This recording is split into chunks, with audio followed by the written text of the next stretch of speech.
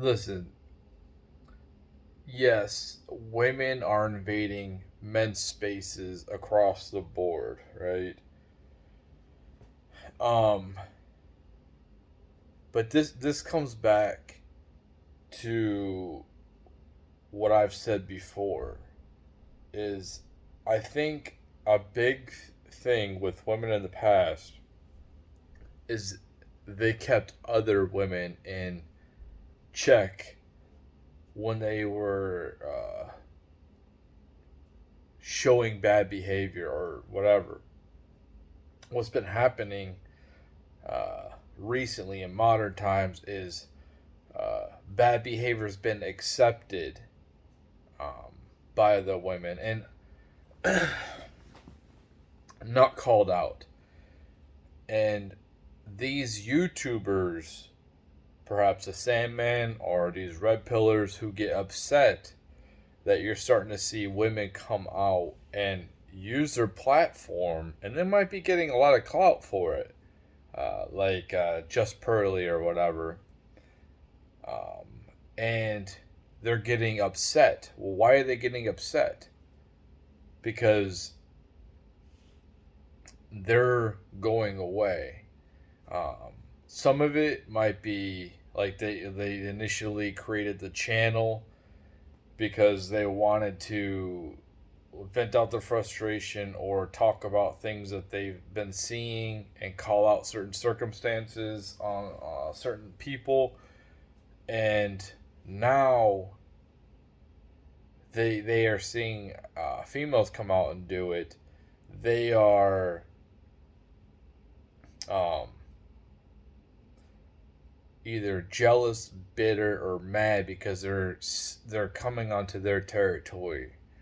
They're coming onto their bottom line. So what that shows me when uh, content creators are getting upset that women are coming out and calling out other women and their bad behavior and bringing to light, for instance, what somebody like what's his name I forget names on the I got a bad memory. Kevin Samuels, somebody like what Kevin Samuels would say, call out females and their bad behavior and their delusional expectations. When you see females come out and do this now, if you see content creators that are putting them down for doing it, they're just upset because they're gaining notoriety and stomping on their bottom line. Um,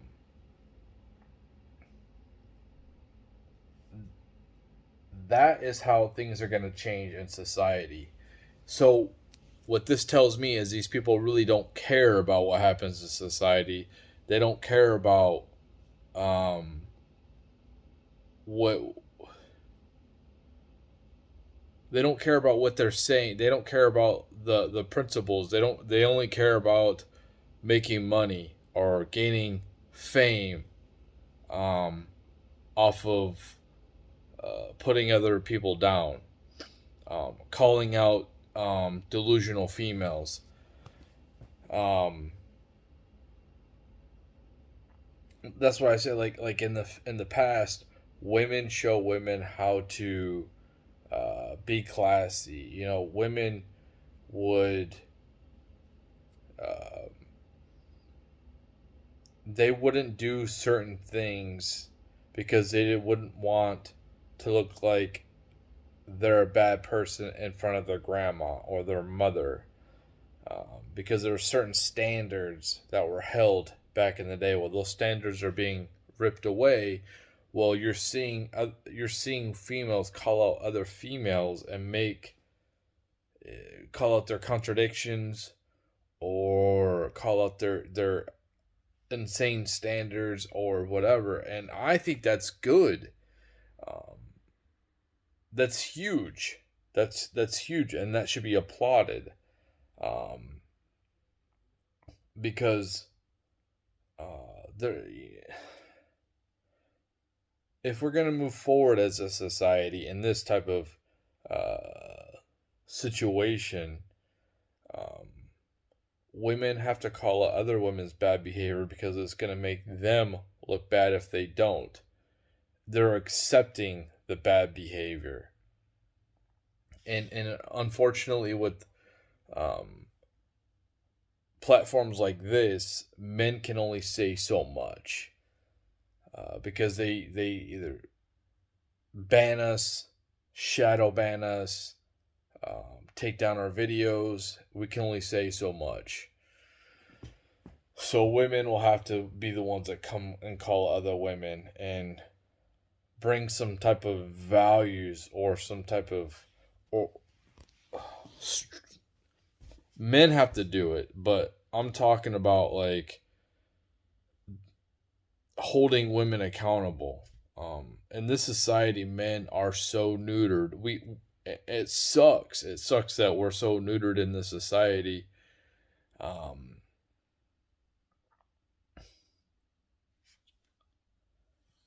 you know what? I was listening to Jordan Peterson, right, and listening to him speak. He had like an interview. He was talking with somebody, and I'm real self conscious about how I'll come across talking, like getting into a debate with somebody. Um, Eventually, I got to do it, even if I look like a fool.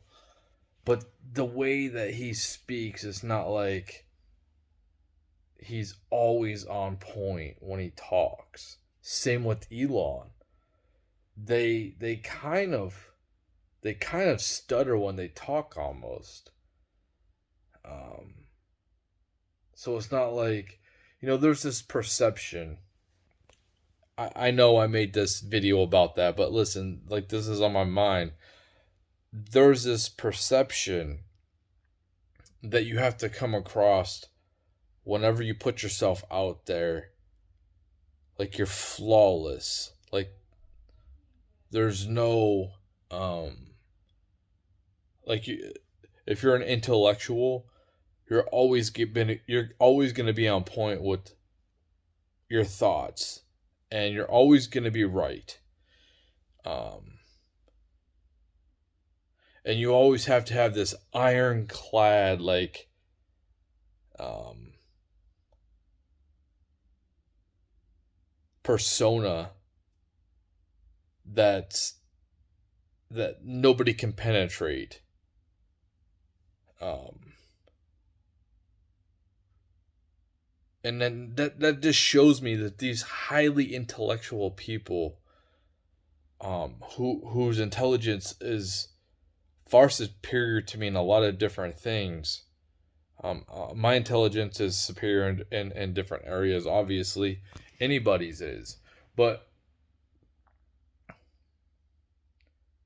to have these people like show their humanity, how their imperfections are so it's because we're all trying to be like everyone's trying to present themselves in the society like they're perfect, like they don't make any mistakes. And that's the whole point of being human is making mistakes and understanding that you make mistakes and um owning those mistakes and doing better at work. Oh man, this is kind of embarrassing, but I'm not the best speller. So I put on this little whiteboard for everyone to see. I just wrote it up there one day, safety first. And it was up there for like a month. And then all these people came in doing inventory for work. And obviously, like, there's intelligent people. They have, like, the CEO, these people that they could spell really well, right? And they're really, really smart. Like, kind of like Jordan Peterson smart. These people all went to college. I'm the type of person, I don't give a fuck about spelling everything correctly. Um, I don't care about commas and all that bullshit. I'm lazy when it comes to that. Um, I rely on my spell checker a lot because I just don't care. Um, but I wrote safety wrong on there. I spelled it incorrectly, and then one of these my coworkers asked who spelt it right, and they thought it was a second shift. So somebody came up, and I'm the one that did it, and I want to own it, but it's kind of embarrassing that I put that up there, and people think that I'm smarter than I really am. Um, my coworkers, but for me, my intelligence, my IQ is probably less than theirs, honestly. Their IQ, if we do a test, would probably be higher than mine. The only reason why I seem like I'm smart, not smarter than them, but like smart, is because of the knowledge I listen to other smart people.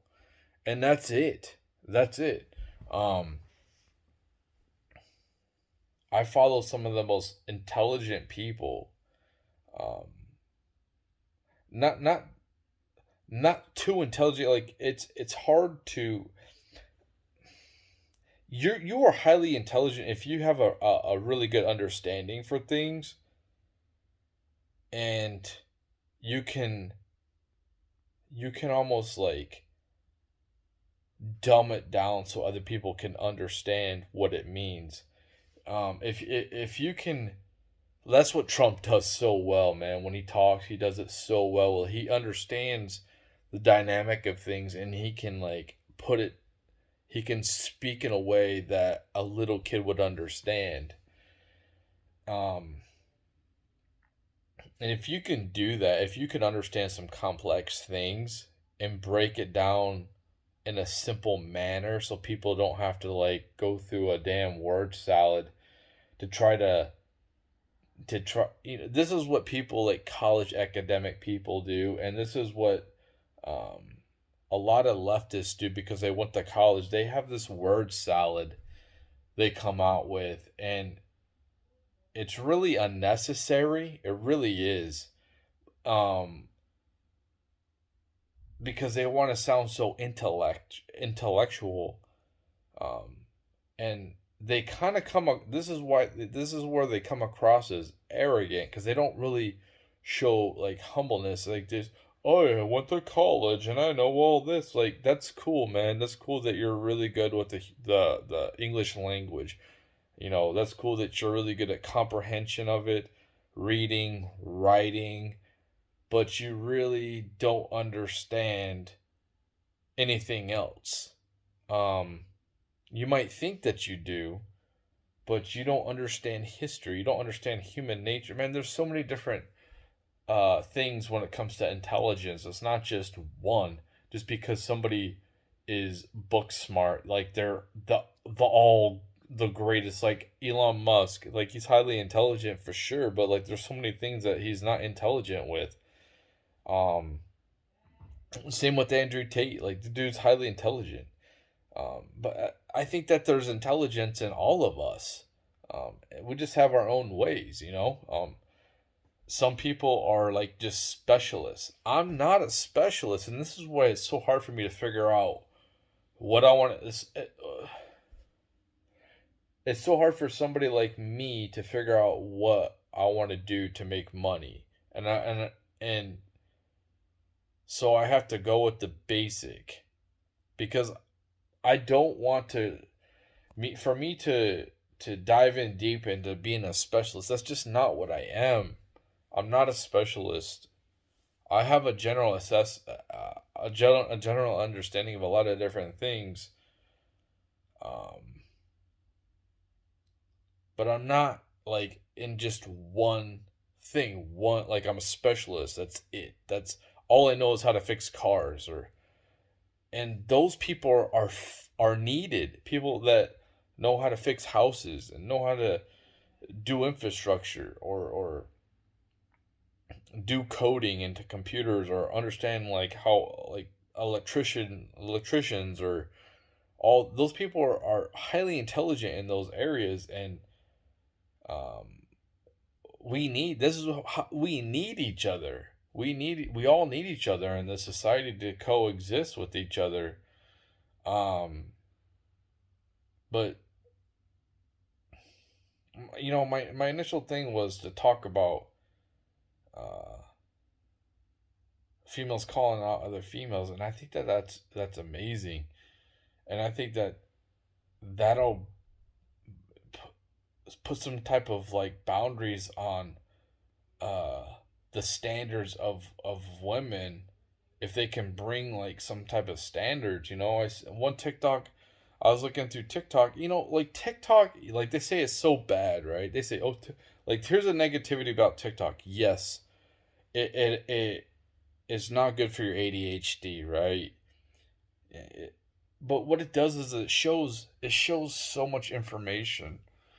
It's unbelievable how much information you'll get of understanding how society is right now, what's acceptable, like what people are putting out there, and you learn so much. You really do, even if it's just if it's entertaining too. But you still learn if you're analyzing things. That's what somebody like me is like doing constantly. I'm like analyzing. Um, like these poems I wrote, like they're man, these in the book I'm about to release, and I just went through it. I edited it. I added another poem today, and I think that there's a good with my song lyrics of songs that are published. I probably have a good 60, 65 poems and songs that I've made over the last 2 years. Um, and like I was listening to Jordan Peterson and them talking about writing books and how they had to force themselves, and you have to like kind of force yourself to, you have to channel like different things to write or do things, with discipline. You might start out, with this idea of writing a book, right? Or writing some kind of poem or something. But then like after a couple chapters, you kind of lose your luster for it and you're passionate about it or whatever. But then it's kind of like like his book Maps, I didn't read it or nothing, but he said that it took him 15 years to write that, and he had to grab himself by the neck and just get it. It took him 15 years to write that book. You know, like an awesome writer like a Jordan Peterson, which I read his book 12 Steps to something I forgot. I'm not good with memory stuff, but 12 Steps is pretty popular. He released it like 4 years ago. And I don't even understand half of the book because I can't understand like half of the words he's talking about. I don't highly intellectual words, really sophisticated stuff. But I have a general concept of what he's getting at, and it's a lot of psychological stuff. And I think that women calling out other women is really really useful to putting up some kind of um, boundaries. Same goes for the cancel culture people. To just be offended by everything and making up new definitions for things, and like just pretty much watering down negativity, really negative things, to like complaining about really trivial things and equating it with something that's so like disastrous. Like the use of the word race is like when you basically get to the point where, because I'm doing this, like taking a breath because of the color of my skin, I'm racist, or like, you know what I'm saying? It's like you're really diluting the meaning of it and taking away from, like, when you put something so small and minuscule compared to something with something like so huge, when you dilute the meaning of it. The boy, it's like the boy who cried wolf. Um, and that's what people need to do, is they need to call out and hold other people accountable that they're a part of their group, or they support. When they go overboard with things, people need to put them on blast, and that is on their own side. Um, and I think that's huge, but people don't want to, because they don't want to step on their toes. Um, because that creates conflict, right? And people don't want to attack their own tribe. Um, I tweeted, like she's ever gonna see it, or nobody really liked it. I tweeted at Marjorie Taylor Greene that she should go independent, and same with Lauren Boebert. When Lauren Boebert was saying, like, Cinema went, like, praising her for going independent, I was like, you should go independent too. You know, and that's me calling out somebody that I agree with a lot. Um, and it's kind of just like, when somebody oversteps the boundaries, calling them out, that's on your side. Um, I see a lot of hate on the internet towards people who look like me, by somebody else, by other people. I have to be careful how I talk, because I don't want to get banned. But then I see, like, pushback from the other group of people onto them, like, basically calling them out. Like the whole thing with Brittany Griner, like, all this is all the boxes are being checked with Brittany Griner. Um, but the dude that who actually fought for our country, and he looks like me, is being left there. When the Russian media is saying, like, he's that guy fought for the rights of the motherland, their whatever, and then they're choosing somebody who's addicted to drugs over it. Like, there's no, like, we're looked at like jokes, man. So it's like, when somebody is going into this, like, fantasy world, this victim fantasy world, calling them out, and that's what's so great about Twitter. That's what's so, okay, my argument was, like, man, this I look like a fool on Twitter. I basically said that if companies that rely on the taxpayers shouldn't be censoring people. And they're like, "Whoa!" I said, like, the roads, like, we fund the roads. So if it wasn't for us funding the roads, they wouldn't be able to use those roads to get back and forth to work. They wouldn't have any employees. They wouldn't have any commodities coming inside their establishment. If it wasn't for us, they wouldn't have somebody picking up the trash or cleaning that place, that building, if it wasn't for our infrastructure. And I didn't understand the whole First Amendment 100%. It's government officials impeding on or influencing somebody's freedom of speech. Um, and that was a really weak argument, and he exposed me, and it made me understand and change my mind. That's what's so great about that type of conversation, and Twitter being an even playing ground. That's what this should be. That's what YouTube should be. It should be an evil playing ground. And if you don't like what somebody says, you block them, okay? And if they get too crazy, where they're threatening violence, or they doxing you, or they're like doing spam, like they're physically threatening you, then, like, and breaking law, then something should be done. But just because, like, somebody calls you a name, when if somebody calls me a name on here, making fun of me, being critical of me, I can, if I wanted to, I could delete their comment. I don't delete any of the comments. but I usually just choose to ignore it instead of feeling that fire. Um, I don't need to deal with that.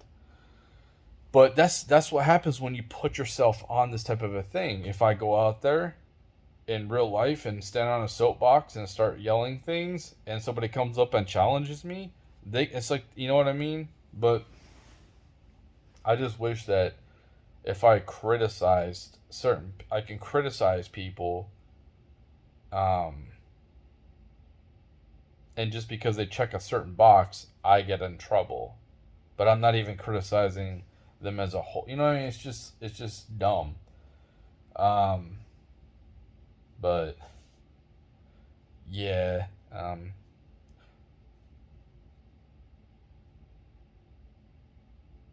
I think that I don't want to be a Debbie Downer, man. I really don't. So, uh, for me, when I come on here and complain and I say stuff that's very depressing, or I complain about like trivial things, man, like I feel like the cosmos and the universe just wants to is like holding me down. Um, I don't mean to be like that. That's how I generally feel because it's what I see. But life can be beautiful, man. Like there's beautiful things in my life, and um, like